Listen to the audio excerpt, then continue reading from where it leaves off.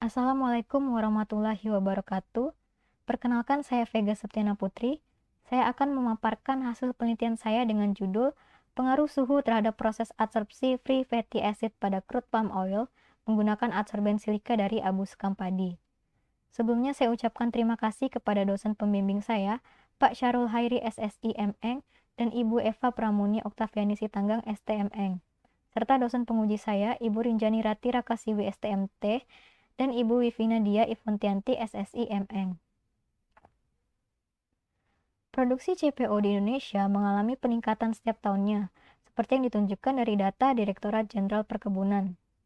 Selain melimpahnya CPO banyak digunakan untuk industri pangan maupun industri non-pangan seperti oleokimia, minyak goreng, sabun, dan biodiesel. CPO selain diekspor di pasar luar negeri, juga didistribusikan di pasar dalam negeri. Besarnya peranan CPO ini membuat mutu CPO harus selalu diawasi karena sangat menentukan harga dan komoditasnya. Salah satu mutu CPO yaitu memiliki kadar FFA tidak lebih dari 5% sesuai standar nasional Indonesia. Untuk itu perlu dilakukan penurunan kadar FFA pada CPO selama proses pengolahannya. Salah satu cara untuk menurunkan kadar FFA yaitu dengan metode adsorpsi. Adsorpsi menggunakan adsorben silika menunjukkan kinerja yang baik karena proses lebih cepat dan tidak terbentuk residu larutan selama proses pemurniannya. Silika dapat diekstrak dari bahan tambang ataupun dari tanaman seperti sekam padi. Potensi sekam padi sebagai sumber silika dapat dilihat di tabel berikut, di mana sebagai negara agraris, produksi padi di Indonesia sangat melimpah dan mengalami peningkatan setiap tahunnya. Dari proses penggilingan padi akan diperoleh 20% sekam padi yang mana pemanfaatannya secara komersial relatif masih rendah dan menjadi limbah perkebunan. Ekstraksi silika dari sekam padi dapat dilakukan melalui proses pengabuan dan proses ekstraksi dengan pelarut.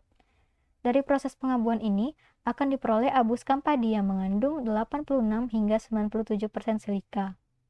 Dari proses pengabuan akan terjadi dekomposisi senyawa pengotor, sehingga semakin tinggi suhu, maka senyawa pengotor yang dihasilkan akan semakin sedikit.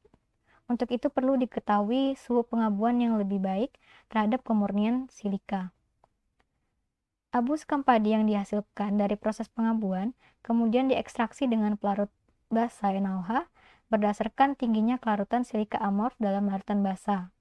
Kemudian silika yang diperoleh digunakan sebagai adsorben FFA pada CPO, di mana salah satu faktor yang mempengaruhi adsorpsi yaitu suhu, karakteristik adsorben, dan juga interaksi antara adsorbat dan adsorben. Untuk suhu, di mana semakin tinggi suhu, maka akan mempercepat laju adsorpsi. Sehingga muncullah this work, pemanfaatan silika dari abu sekam padi sebagai adsorben FFA pada CPO dengan variasi suhu adsorpsi. Penelitian mengenai pengaruh suhu pengabuan terhadap karakteristik abu sekam padi telah dilakukan oleh Ibrahim et al., di mana pengkajiannya untuk mengetahui suhu pengabuan terhadap luas permukaan spesifik abu. Diperoleh suhu pengabuan yang baik pada suhu 700 derajat Celcius. Kemudian Chang et al. Melihat pengaruh suhu terhadap kemampuan bleaching abu sekam padi terhadap minyak wijen, diperoleh suhu yang terbaik pada suhu 500 derajat Celcius. Kemudian dari penelitian oleh Chandra Sekar dan Pramada, melihat pengaruh suhu terhadap kemampuan abu sekam padi sebagai adsorben limbah metil biru untuk dua jenis padi yang berbeda di Andhra Prala dan di Kerala di India, diperoleh suhu terbaik untuk APRH yaitu 300 derajat Celcius, sedangkan untuk sekam padi di Kerala diperoleh suhu pengabuan 500 derajat Celcius yang memberikan hasil adsorben yang baik untuk limbah metil biru. Dan dari penelitian Said, melihat pengaruh suhu terhadap adsorpsi logam Fe dan seng di minyak nilam, diperoleh suhu pengabuan yang baik pada suhu 700 derajat Celcius.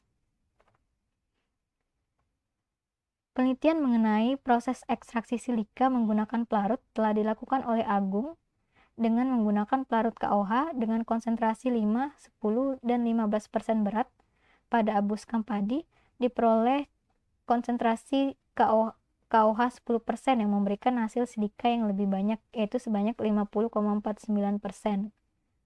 Kemudian Muhammad Soleh dengan menggunakan dua pelarut yang berbeda diperoleh NaOH dengan konsentrasi 20% yang memberikan silika yang lebih banyak sebesar 22,59%. Bukan dari Costa dan Paranhos dengan menggunakan pelarut NaOH 1, 4, dan 8 molar untuk dua varietas padi yang berbeda, diperoleh konsentrasi optimal pada 4 molar. Untuk varietas padi Agolinha, diperoleh yield silikanya sebesar 80 hingga 99% silika, sedangkan untuk varietas Kateto diperoleh yield silikanya 83,97%. Penurunan kadar FFA dengan metode adsorpsi telah dilakukan oleh Kuo Timon dengan menggunakan adsorben magnesium silikat pada CPO, diperoleh kapasitas adsorpsi FFA sebesar 185 mg FFA per gram adsorben di suhu 50 derajat Celcius. Penelitian oleh Rahayu et al. Tahun 2014 dengan adsorben ampas pati aren dan bentonit pada minyak jelantah diperoleh suhu terbaik pada 100 derajat Celcius.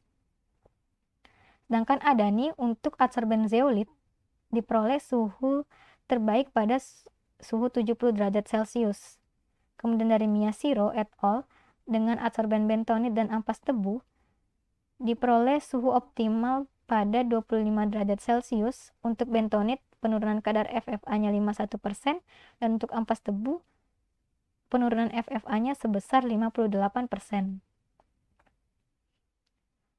Adsorpsi merupakan suatu proses yang terjadi ketika suatu fluida, cairan atau gas, dalam hal ini adsorbat, menempel pada permukaan padatan, yaitu adsorben, sehingga membentuk lapisan tipis pada permukaan adsorben ini. Jika adsorpsi terjadi karena gaya antar molekul adsorbat dan adsorben tanpa terbentuknya reaksi kimia, maka adsorpsi terjadi secara fisika. Contohnya pada karbon aktif, zeolit, dan silika. Sedangkan adsorpsi kimia terjadi apabila terjadinya pertukaran atau pemakaian elektron bersama sehingga terbentuk reaksi kimia. Contohnya pada kalium chloride atau kompleks salts. Silika ini memiliki gugus siloksan dan silanol. Keberadaan situs aktif OH pada silika inilah yang membuat silika dapat menjadi adsorben. Silika dapat digunakan sebagai adsorben karena memiliki gugus silanol yang mampu membentuk ikatan hidrogen dengan gugus lain sehingga dapat mengadsorpsi FFA. Selain itu, silika memiliki pori-pori yang luas yang membuat silika dapat dengan mudah mendifusikan senyawa untuk teradsorpsi. Interaksi silika dengan asam lemak bebas pada CPO digambarkan pada gambar berikut, di mana pada gugus silanol ini terdapat atom hidrogen yang dapat berinteraksi dengan atom oksigen pada gugus karbonil FFA membentuk ikatan hidrogen yang lemah sehingga dapat mengadsorpsi asam lemak bebas pada CPO. Jika suhu pengabuan mempengaruhi perolehan abu dan kemurnian silika dari sekam padi, maka dengan dilakukan variasi suhu pengabuan, seharusnya akan diperoleh suhu pengabuan yang optimal untuk menghasilkan silika sekam padi dengan kemurnian yang tinggi. 2. Jika suatu adsorben dapat mengadsorpsi FFA dikarenakan kandungan silika di dalamnya, maka dengan demikian seharusnya silika yang diekstrak dari abu sekam padi juga dapat menurunkan kadar FFA. Jika suhu adsorpsi dapat meningkatkan energi kinetik molekul-molekul sehingga mempercepat penyerapan molekul ke dalam pori adsorben, maka seharusnya jika dilakukan variasi suhu akan menghasilkan suhu adsorpsi FFA yang optimal. Proses ekstraksi silika melalui proses pencucian dengan air kemudian dikeringkan di udara terbuka sehingga diperoleh sekam padi bersih. Sekam padi bersih ini kemudian diabukan di dalam furnace dengan variasi suhu 300 hingga 900 derajat Celcius selama 2 jam. Abu sekam yang dihasilkan kemudian dikarakterisasi dengan FTIR. Abu sekam padi kemudian dilarutkan dengan NaOH 4 molar, lalu diaduk sambil dipanaskan pada suhu 80 derajat Celcius selama 1 jam. kemudian ditambahkan larutan HCl 1 molar hingga pH netral dan terbentuk endapan. Untuk reaksi dengan NaOH dapat dilihat di mana terbentuk natrium silikat dan kemudian ketika ditambahin HCl akan terbentuk endapan silika. Endapan ini kemudian disaring dan dikeringkan dengan oven pada suhu 110 derajat Celcius selama 12 jam. Kemudian silika yang dihasilkan dikarakterisasi dengan FTIR dan GSA. Silika kemudian digunakan untuk mengadsorpsi asam lemak bebas pada CPO. CPO sebanyak 100 ml dipanaskan pada variasi suhu 30 hingga 110 derajat Celcius dengan interval 20 derajat Celcius. Kemudian ditambahkan adsorben silika 1 gram dan diaduk menggunakan magnetic stirrer selama 1 jam.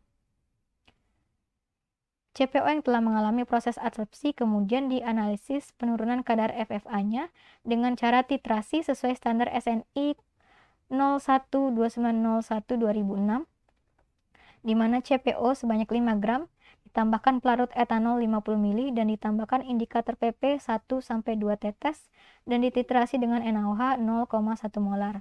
Hasil dari titrasi kemudian dimasukkan ke persamaan sehingga diperoleh persen FFA dengan cara mengalihkan volume titrasi dikali molaritas NaOH dikali berat molekul asam lemak bebas, dalam hal ini asam palmitat, dibagi berat CPO dikali 100%.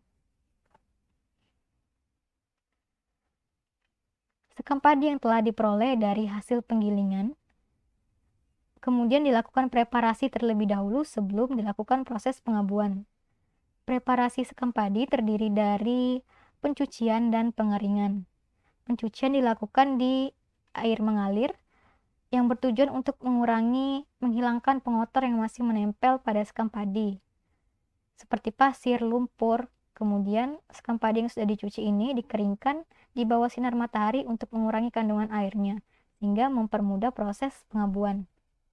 Proses pengabuan dilakukan di dalam furnace dengan variasi suhu 300, 500, 700, dan 900 derajat Celcius untuk melihat pengaruhnya terhadap abu yang dihasilkan.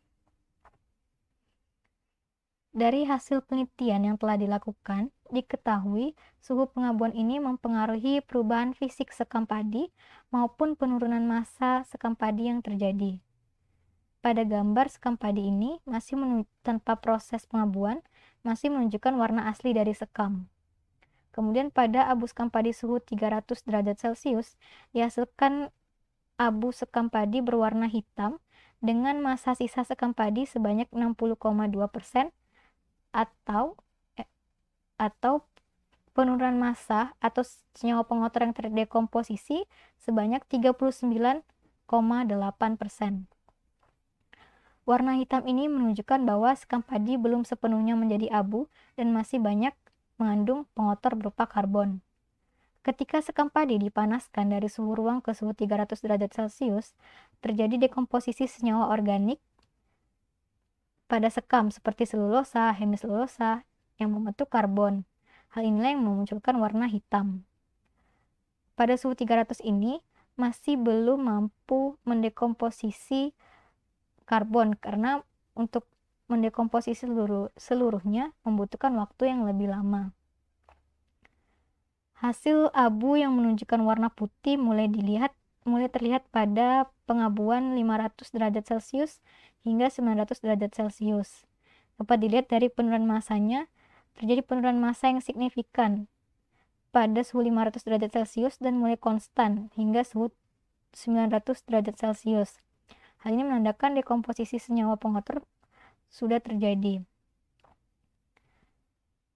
Akan tetapi, pada suhu 700 tidak memberikan perubahan yang begitu banyak dibanding dengan penggunaan energinya yang lebih besar dibanding suhu 500 derajat Celcius. Dan juga pada suhu 900 derajat Celcius ini muncul warna hitam pada sampel abu sekam padi. Warna hitam ini menandakan karbon yang masih terkandung di sampel. Warna hitam ini disebabkan oleh adanya pengotor berupa kalium oksida pada sekam padi yang memiliki titik leleh 740 derajat Celcius.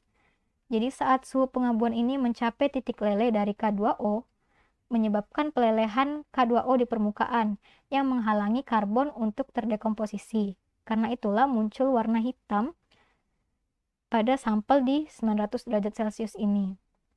Selain melihat dari perubahan fisik maupun penurunan massa sekam yang terjadi, juga dilihat dari spektra IR abu sekam padi menggunakan analisis FTIR. Analisis ini dilakukan untuk mengidentifikasi gugus apa saja yang terkandung di sekam padi maupun di abu sekam padi. Untuk ini, yang A merupakan spektra IR untuk sekam padi, kemudian B dan E merupakan spektra IR untuk suhu pengabuan 300 hingga 900 derajat Celcius secara berturut-turut. Pada sekam padi dapat dilihat terdapat peak di bilangan gelombang 3399,1 yang berdasarkan literatur dari Silverstein dan Muhammad Soleh. Di frekuensi bilangan gelombang ini 3200 hingga 3400 menandakan adanya OH ulur dari SiOH. Kemudian pada puncak ini, yaitu pada 2926,57 menandakan adanya CH ulur dari selulosa yang terdapat pada sekam padi. Kemudian pada wilayah 3 ini terdapat masih banyaknya senyawa organik pada sekam padi.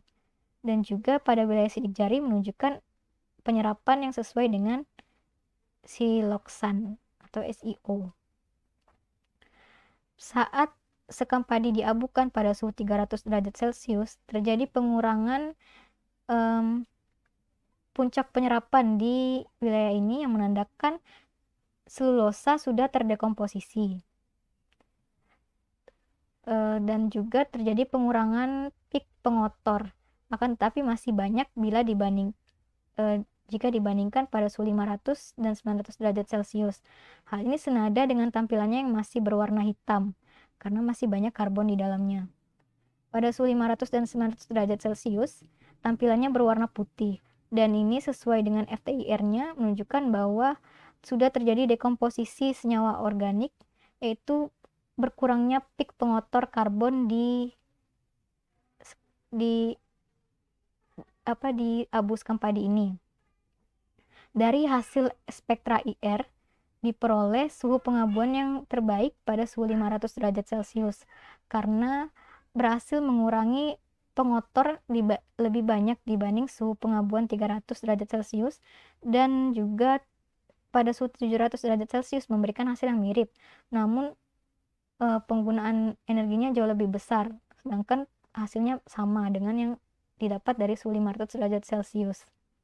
Sedangkan pada suhu 900 derajat Celcius terjadi penambahan penyerapan karbon yang senada dengan tampilannya juga. Hal ini dikarenakan karena pelelehan K2O di suhu 900 derajat Celcius.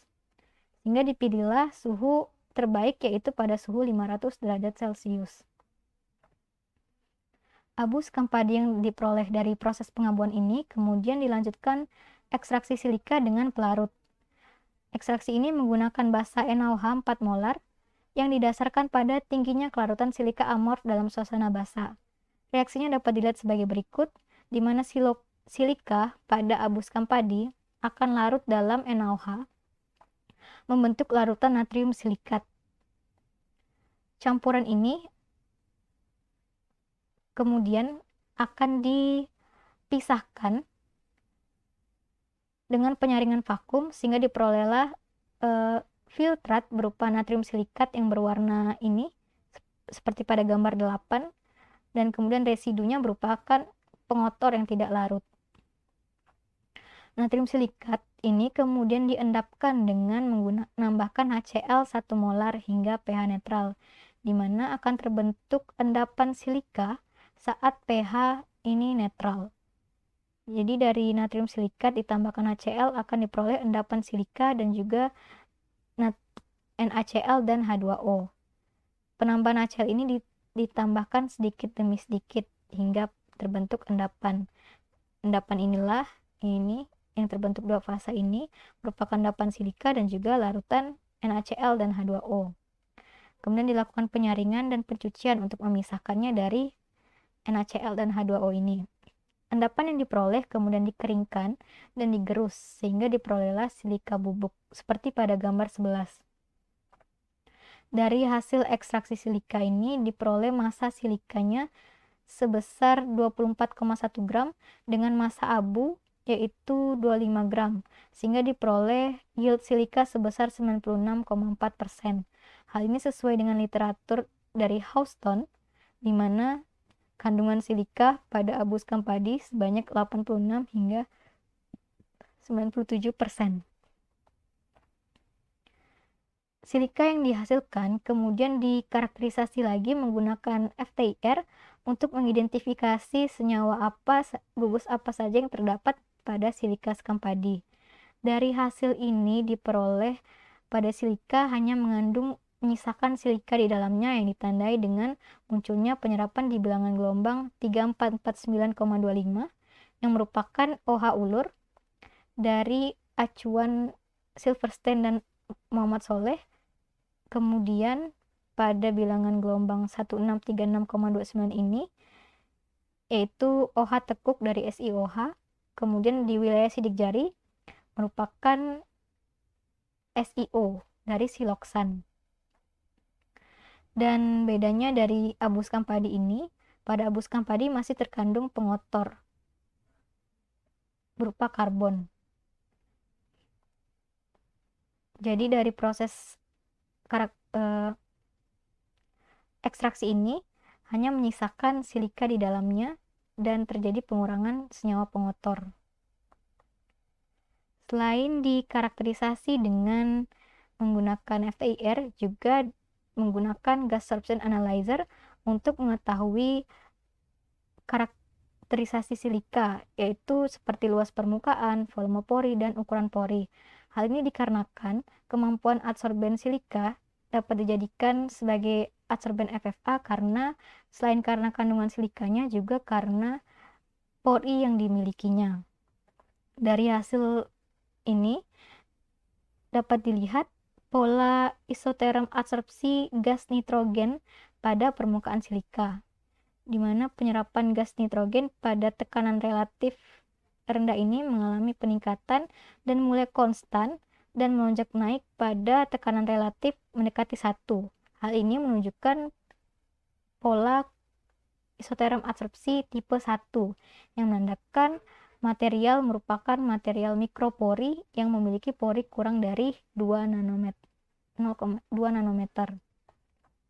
Kemudian dari distribusi ukuran pori ini diketahui bahwa silika yang dihasilkan didominasi oleh ukuran pori sebesar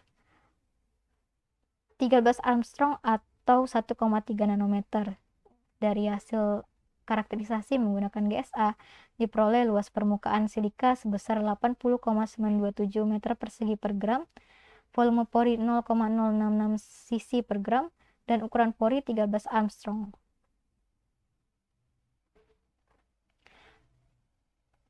Dari hasil karakterisasi ini menunjukkan bahwa adsorben silika berpotensi sebagai adsorben CPO, adsorben FFA, di mana ukuran porinya 1,3 nanometer dibandingkan dengan ukuran FFA yaitu 0,23 nanometer, sehingga dapat dengan mudah mendifusikan FFA untuk teradsorpsi. Kemudian CPO dari pabrik diukur terlebih dahulu kadar FFA awalnya, dan dari hasil titrasi diperoleh kadar FFA ini tidak sesuai standar SNI, yaitu lebih dari 5%, sehingga perlu dilakukan penurunan kadar FFA pada CPO. Proses adsorpsi ini dilakukan dengan menambahkan adsorben silika tadi dengan variasi suhu selama 1 jam. Kemudian dari adsorpsi dilakukan pengukuran kadar FFA dengan cara titrasi sesuai standar SNI. Dari hasil penelitian diperoleh terjadinya penurunan kadar FFA pada CPO dengan menggunakan adsorben silika. Hal ini dikarenakan pada silika terdapat situs aktif OH yang dapat berinteraksi dengan gugus karboksil pada FFA, di mana hidrogen ini akan berinteraksi dengan atom oksigen pada gugus karboksil yang memiliki elektronegatif tinggi membentuk gaya ikatan hidrogen, di mana hidrogen ini akan berinteraksi dengan gugus yang memiliki elektronegatifan yang tinggi, sehingga silika dapat mengabsorpsi FFA.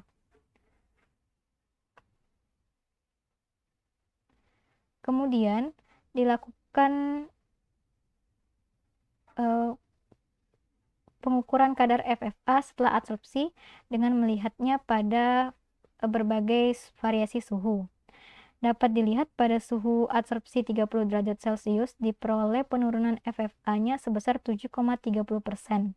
Hal ini menunjukkan bahwa absorpsi FFA pada CPO menggunakan adsorben silika dapat dilakukan pada suhu ruang tanpa melakukan pemanasan. Akan tetapi hasilnya tidak memberikan hasil yang begitu banyak terhadap penurunan kadar FFA dibanding bila dilakukan pemanasan, seperti yang ditunjukkan pada suhu 50 dan 70 derajat Celcius. Dapat dilihat dari sini, pada saat suhu naik, maka laju absorpsi juga akan meningkat, atau penurunan kadar FFA-nya juga meningkat. Hal ini karena peningkatan suhu akan meningkatkan energi kinetik, yang membuat laju absorpsi semakin besar. Akan tetapi saat suhu dilanjutkan, yaitu pada suhu 90 derajat Celcius dan 110 derajat Celcius, terjadi penurunan kadar FFA.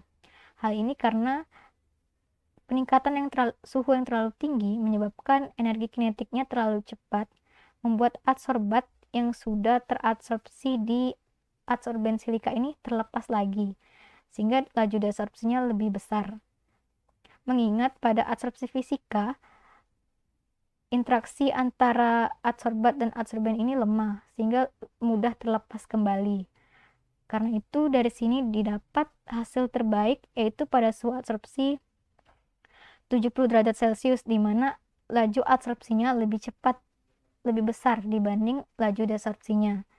Dapat dilihat di sini, penurunan kadar FFA pada suhu 70 derajat Celcius sebesar 42,14% dari kadar FFA awal sebesar 5,7 menjadi 3,30%. Dari hasil ini didapat bahwa CPO memenuhi standar SNI untuk kadar asam lemak bebasnya. Dari hasil absorpsi, kemudian dilakukan perhitungan untuk menentukan kapasitas absorpsi FFA-nya. Kapasitas absorpsi menyatakan jumlah adsorbat yang terakumulasi pada permukaan adsorben dengan cara konsentrasi awal dikurang konsentrasi akhir dari CPO dikali volume CPO dibagi massa adsorben yang digunakan. Dari perhitungan ini didapatlah kapasitas absorpsi untuk masing-masing suhu. Pada suhu 30 derajat Celcius diperoleh kapasitas absorpsinya sebesar 62,8 mol per gram dan terus meningkat hingga suhu 70 derajat Celcius sebesar 366,1 mol per gram dan mengalami penurunan lagi pada suhu 90 dan 110 derajat Celcius sebesar 363,3 mol per gram dan 349,7 mol per gram, 349,7 mol FFA yang dapat terabsorpsi di per gram adsorben. Kesimpulan, suhu pengabuan mempengaruhi abu sekam padi yang dihasilkan, di mana semakin tinggi suhu pengabuan, maka semakin banyak kandungan pengotor yang terdekomposisi, dibuktikan dengan penurunan massa sekam, perubahan fisik, serta spektra IR abu sekam padi. Dari hasil penelitian ini diperoleh suhu pengabuan terbaik pada suhu 500 derajat Celcius. Kemudian silika terbukti dapat menurunkan kadar FFA pada CPO dikarenakan pada silika terdapat gugus silanol dan yang sudah terkonfirmasi dari hasil FTIR dan memiliki ukuran pori sebesar 0,32 nanometer yang cukup untuk mengabsorpsi FFA, seperti yang ditunjukkan dari hasil GSA. Kemudian, suhu absorpsi mempengaruhi penurunan FFA pada CPO, di mana semakin tinggi suhu, maka akan meningkatkan laju absorpsi. Akan tetapi peningkatan suhu yang terlalu besar dapat menyebabkan peningkatan deabsorpsi yang mengakibatkan penurunan FFA berkurang. Diperoleh penurunan FFA yang optimum pada suhu 70 derajat Celcius sebesar 42,14%. Adapun saran yang dapat diberikan berdasarkan penelitian yang telah dilakukan, yaitu dilakukan pengkajian pretreatment sekam padi dengan asam untuk melihat pengaruhnya terhadap kandungan pengotor pada sekam padi. Selain itu, dilakukan pengaplikasian adsorben silika sekam padi seperti pada zat warna pada minyak dan lain-lain, serta perlu dilakukan penelitian lebih lanjut mengenai regenerasi adsorben silika sekam padi yang telah digunakan setelah proses adsorpsi agar diperoleh adsorben yang dapat digunakan kembali atau reusable. Sekian presentasi dari saya. Terima kasih dan mohon maaf apabila terdapat kesalahan. Assalamualaikum warahmatullahi wabarakatuh.